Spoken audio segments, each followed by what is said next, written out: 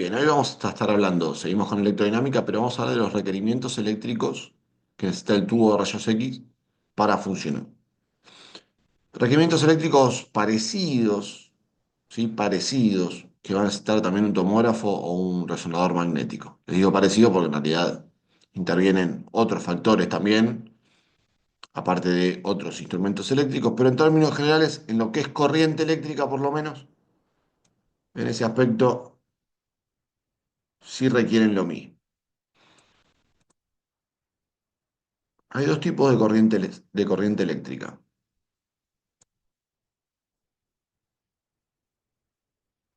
Lo vamos a ver mediante el gráfico. Tenemos una corriente continua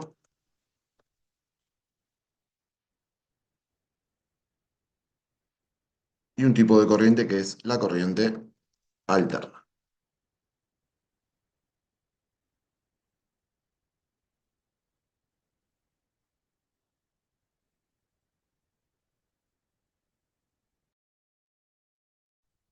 ¿Qué diferencia hay entre ellas? Bien, lo que va a variar es la tensión de corriente en función del tiempo. Cuando la corriente es continua, pueden pasar un segundo, 2 segundos, 3 segundos. No importa el tiempo que pase, siempre la tensión de corriente medida en volts es la misma. Supónganse que van a ser 100 volts. Yo en un segundo voy a tener 100 volts, en 2 segundos voy a tener 100 volts y sucesivamente pase el tiempo, voy a seguir manteniendo una tensión de corriente de 100 volts. La diferencia con la corriente alterna es que esta es fluctuante. Suponiendo que también tengo tensiones de 100 volts, se van a manifestar como si fuesen, fíjense, crestas y valles de una onda.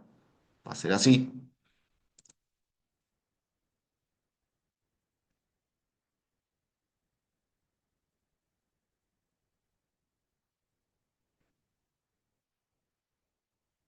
Suponiendo que sea así y que yo tenga también una tensión, pero alterna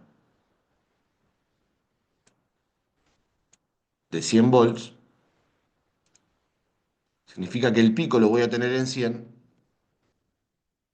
significa que acá voy a tener los 100 volts,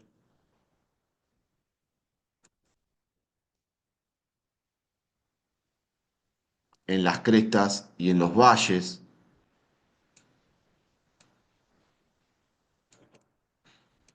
voy a tener el máximo que es 100,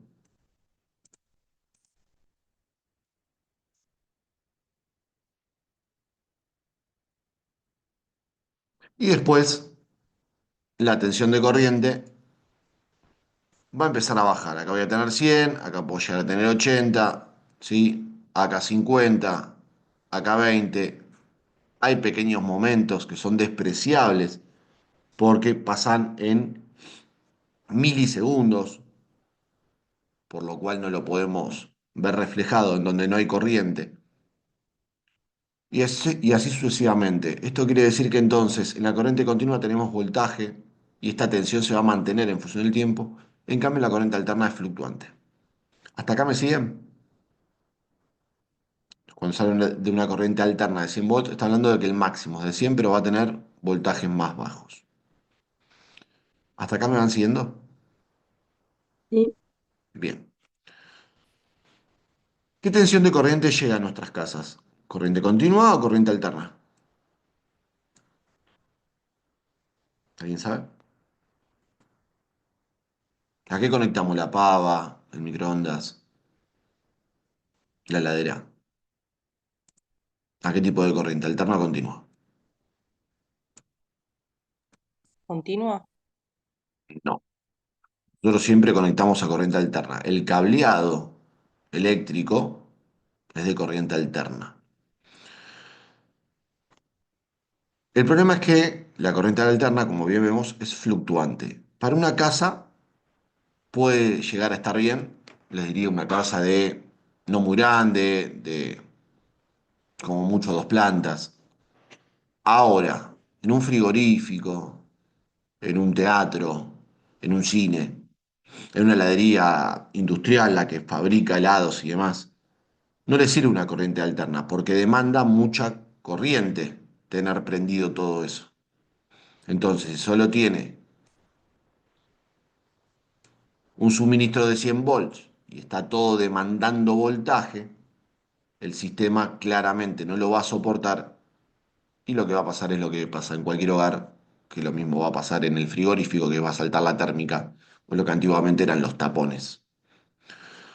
En un hospital pasa lo mismo, el hospital tiene un montón, ¿sí?, de máquinas consumiendo corriente eléctrica, entre ellas el tubo de rayos X, por lo cual la corriente alterna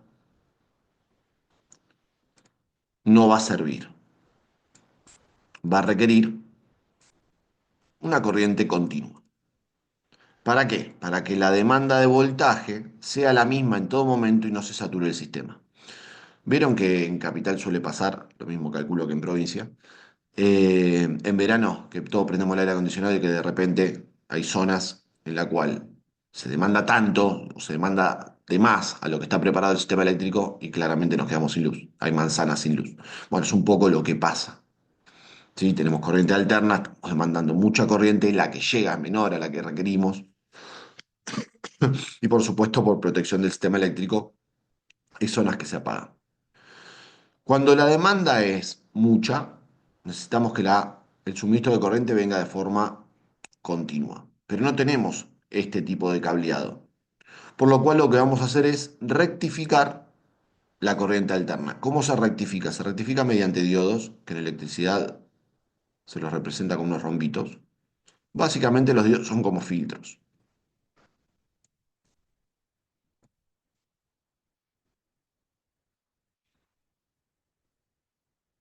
¿Y qué es lo que va a pasar? Los diodos van a filtrar las ondas negativas. Entonces, si yo tengo esto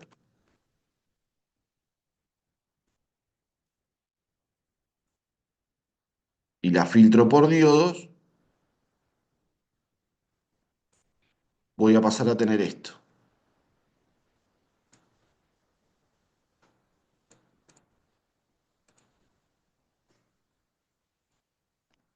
¿Sí? Básicamente filtré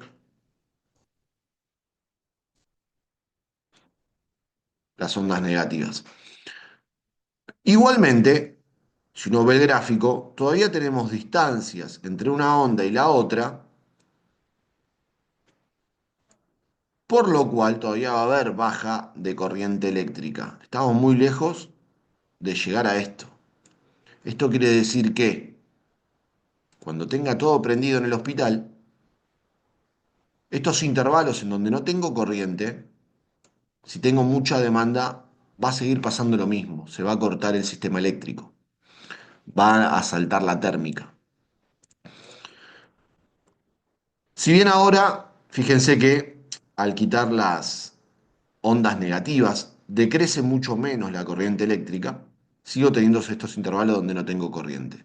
¿Qué les parece que es como, o sea, qué les parece que se puede usar como alternativa para poder de esto llegar lo más próximo a esto? Y la siguiente pregunta es, ¿cuál es la corriente alterna que nos llega a nosotros en Argentina? El promedio, ¿cuál es de corriente alterna?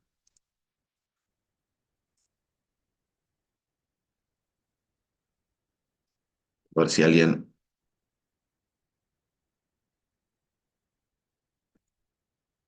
repite las preguntas. ¿Qué voltaje de corriente alterna llega acá a Argentina?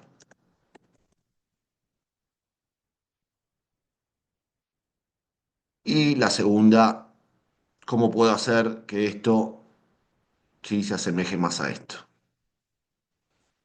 Si no tiene micrófono, lo pueden escribir en el chat.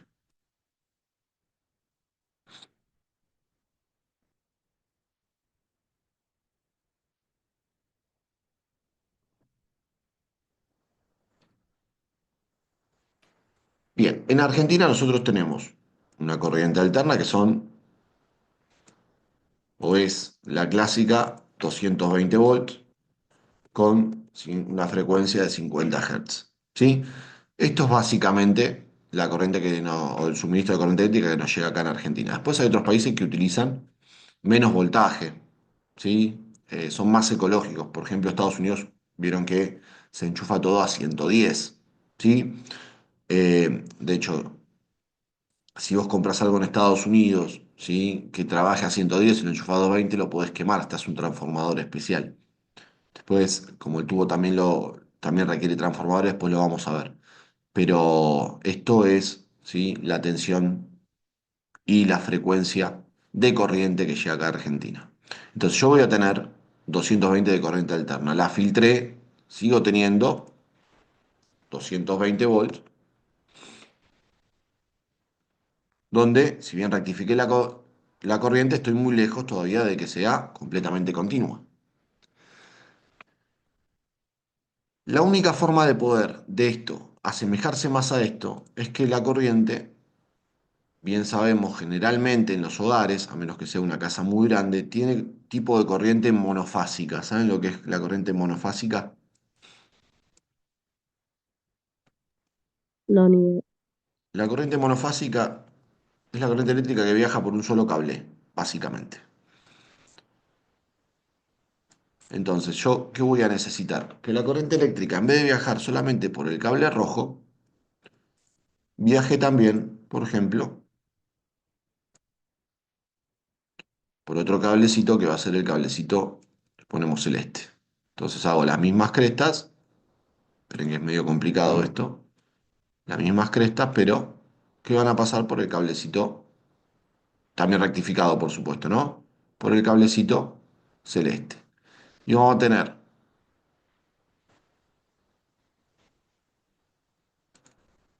un tercer cable, que va a ser el cable violeta.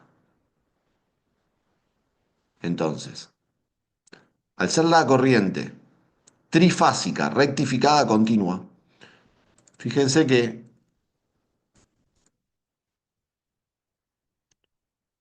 fíjense que los picos se van sobrecompensando. Entonces, siempre por algún cable vamos a estar en valores medianamente máximos, ¿sí? De hecho, ustedes miden la tensión en Argentina, no son exactamente 220, fluctúa un poquitito, podemos llegar a 217, ¿sí? No es exactamente 220, pero no importa, no nos vamos a meter en esos detalles. Pero lo que yo voy es que teniendo trifásica rectificada, ¿sí? Rectificada eh, a continua. De esta manera, por ejemplo, cuando la tensión de corriente en el cable rojo está baja, lo compensan el cable celeste y el violeta que están en valores máximos. Cuando, por el contrario, en el cable violeta los valores de tensión de corriente están bajos, lo sobrecompensa el celeste y el rojo y así sucesivamente. Entonces siempre tenemos o vamos a tener gran suministro de tensión de corriente por alguno de los cables. Siempre generalmente por dos cables y uno es el que está abajo, pero se van sobrecompensando. Entonces todo el tiempo hay una demanda correcta de cantidad de voltaje para poder cubrir toda la demanda, claramente. Entonces, de esta manera es que llegamos a una corriente continua como la que requiere el tubo de rayos X o básicamente un hospital, porque o sea, el hospital, aparte de tener el tubo de rayos X, va a tener un tomógrafo, un resonador, o sea, más los ecógrafos que utilizan los médicos, entonces va a tener todo conectado, va a haber gran demanda. Y claramente no es una alternativa que se corte la luz. Imagínense cortar la luz en el medio de una intervención. Es un problema. Y claramente se imaginarán que después tener eh, los... Ay, no me sale la palabra. Bueno, eso cuando se cortan luz que ponen con nafta, no me sale ahora. Bueno, no es una alternativa en el hospital. ¿Hasta acá me siguen? Grupos electrógenos. Exactamente, muchas gracias.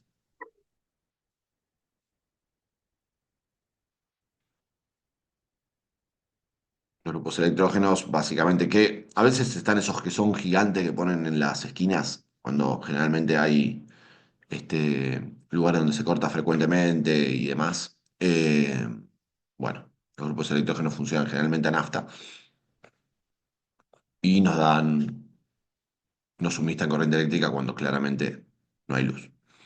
Bueno, ¿hasta acá se entiende? Aparte de esto, les voy a poner una foto de tubo de rayos X. El tubo de rayos X va a necesitar cables de alta tensión.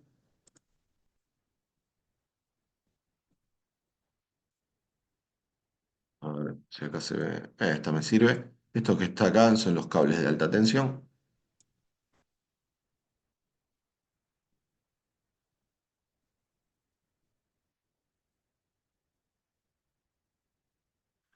Cables de alta tensión por lo siguiente,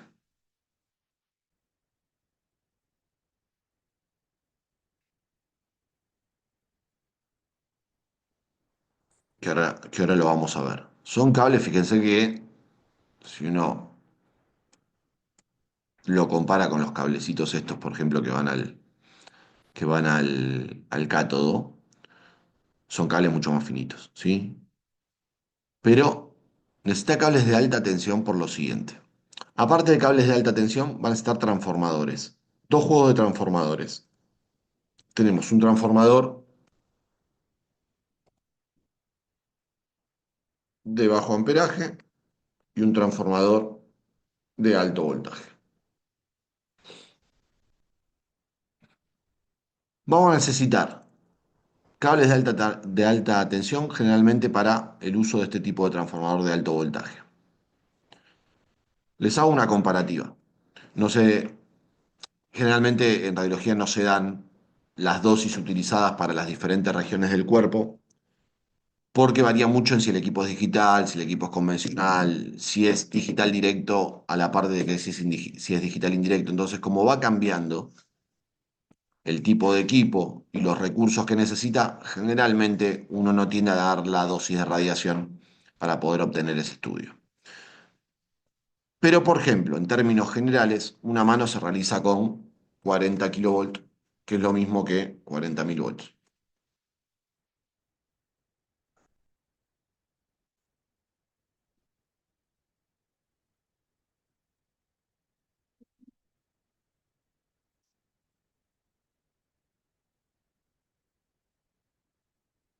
¿Sí? Esto es lo que necesitamos solamente para hacer una mano. Si yo quiero hacer un abdomen, puedo llegar a necesitar promedio 80 kilovolts o, que es lo mismo, 80.000 volts. ¿Cuánto nos está llegando? ¿Cuánto dijimos que nos llega? Si bien utilizamos una corriente trifásica, rectificada y demás. ¿Cuánto nos llega? Nos sigue llegando 220. 220. Y yo esos 220 lo tengo que transformar en 80.000 o los tengo que transformar en 40.000. O si hago una rodilla lo tengo que transformar en 50.000. Si hago un tórax lo tengo, en dependencia si es mujer u hombre, en 60.000 o 70.000 volts. Y a mí me está llegando 220. Bueno, el transformador de alto voltaje lo que me hace es, y ahora vamos a ver, mediante el pasar la corriente eléctrica por unas espiras, ¿sí? Son espiras metálicas, me van a transformar, por ejemplo, en este caso, los transformadores de alto voltaje, los 220 volts en 40.000 o en 80.000 o en 60.000, en dependencia de lo que yo quiera obtener la radiografía. ¿Cómo funciona este transformador? Bien, este transformador recibe los 220 volts de corriente y lo pasa por espiras. Y lo pasa por espiras. Las espiras son cables, generalmente de cobre. Mientras por más espiras lo pase, vamos a ponerle 4 para no hacer tantas, mientras por más espiras lo pase, con más tensión sale del otro lado. Entonces, salen 220, por ejemplo, lo pasé por 4 espiras y va a entra con 220, sale con 40.000. Ahora, yo quiero hacer, en vez de una mano, donde usé los 40.000 volts, quiero hacer un tórax y necesito, en vez de 4 espiras, Claramente voy a necesitar más, voy a usar, no sé, va a ser que esta corriente pase por, en vez de 4, 6 espiras. Cuando pasa por 6 espiras, en vez de, o sea, entran los 220, pero ¿cuántos salen? Bueno, salen 1, 2, 3, 4, 5, 6, salen 60.000 volts. El tubo de rayos X tiene un solo transformador, ¿sí? Un solo transformador. Que en dependencia con la cantidad de voltaje que quiera que salga la corriente eléctrica, maneja la cantidad de espiras por la cual va a filtrar la corriente eléctrica. ¿Cómo se llaman esos transformadores? Se llaman transformadores autorregulables. Entonces, estos transformadores, los dos, son del tipo autorregulables. Básicamente lo que regulan es por la cantidad de espiras que tiene que pasar la corriente eléctrica, en este caso los 220 que nos llegan a nosotros, para salir con una tensión de corriente mucho mayor. Si no, se imaginarán que si el equipo, perdón, si el equipo no, se imaginarán que si, por ejemplo, yo quiero hacer un día una mano, voy a necesitar un transformador. Si después quiero hacer un codo, voy a necesitar otro transformador. Si quiero hacer un húmero, otro transformador, porque voy a necesitar un kilovoltaje diferente para cada región. Básicamente voy a necesitar una manzana entera llena de transformadores para que me funcione un tubo de rayos X. Bueno, no es así, son transformadores del tipo autorregulables que básicamente, ¿sí? Dependiendo a la cantidad de voltaje a la cantidad de voltaje que yo quiera que salga la corriente eléctrica, la va a hacer pasar por la cantidad de espiras correspondientes. A más espiras los haga pasar, con más corriente, ¿sí? O más tensión de corriente sale, valga la redundancia, esa corriente eléctrica. ¿Queda claro esto? ¿Se entiende?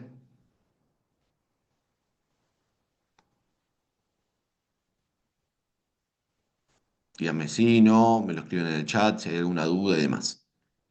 A mí, profe, me confunde un poco el tema de lo que explicó de tipo que para llegar a la corriente continua hay Sí, que sí o sí hacer pasar, digamos, la energía por esos tres cables para tener energía continua.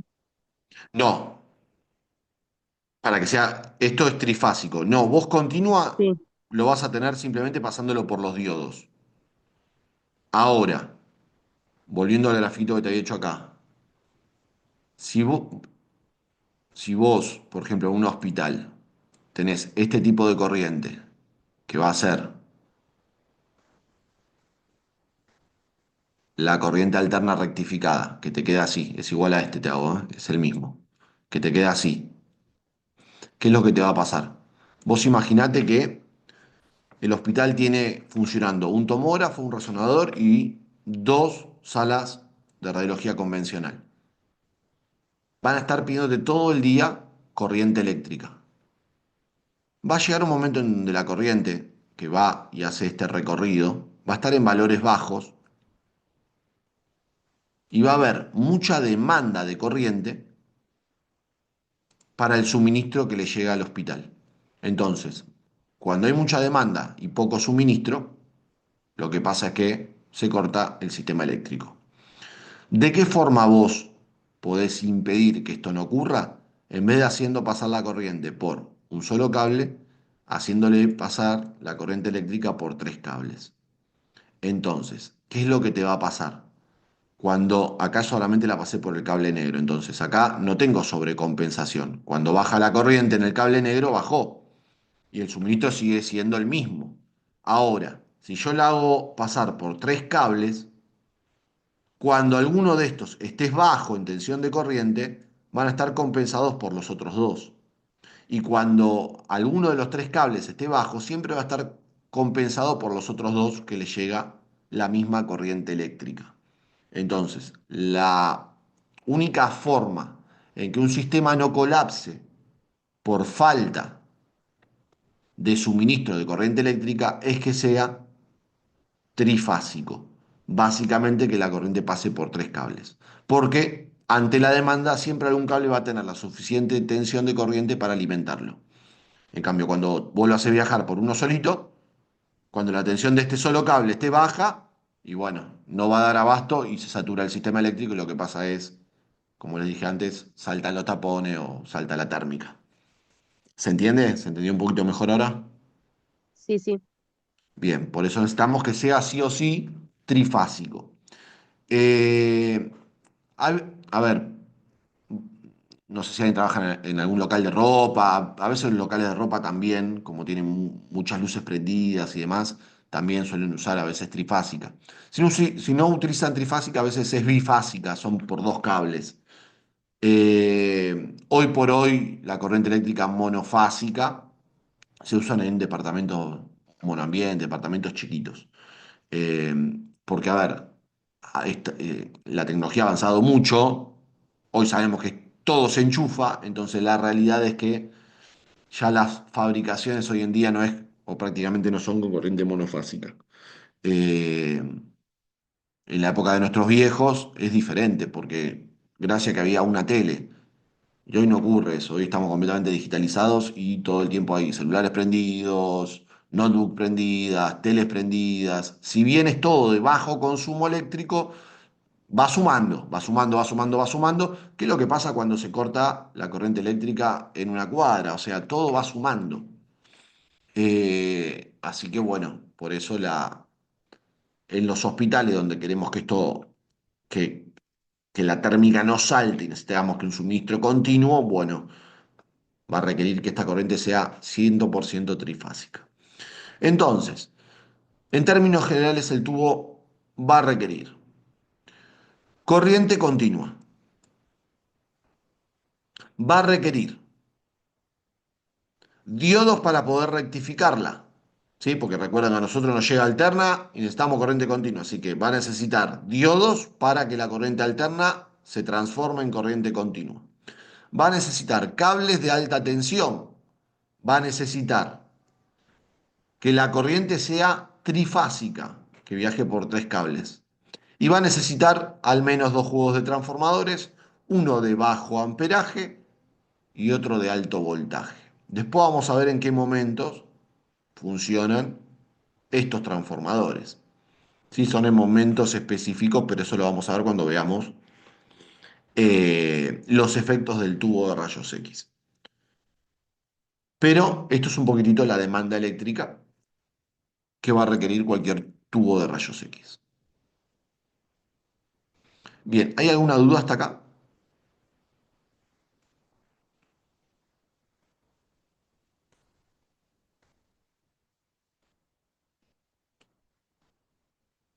Bien. ¿Nos había quedado por corregir algún problemita de la clase pasada?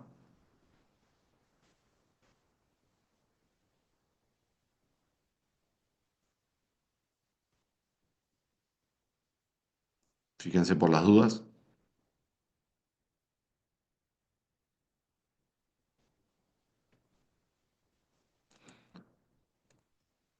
Bien, si no ha quedado ningún problemita por corregir, ya pueden o están en condiciones de responder la pregunta número 3 que les había enviado en el trabajo de electrostática y electrodinámica. Eh, la pregunta 3 dice, ¿qué requerimientos eléctricos necesita el tubo de rayos X para ser óptimo en la formación de rayos X útiles para el diagnóstico? Bien, en base a la clase de hoy van a poder responderlo y de paso van a tener que investigar qué son los rayos X útiles. ¿Sí? Y en función a lo explicado hoy de los requerimientos eléctricos del tubo, la interpretación de que, más la interpretación que hagan ustedes de los rayos X útiles, van a poder hacer una relación conceptual entre ellos y decirme a qué apunta la pregunta. ¿Estamos hasta acá?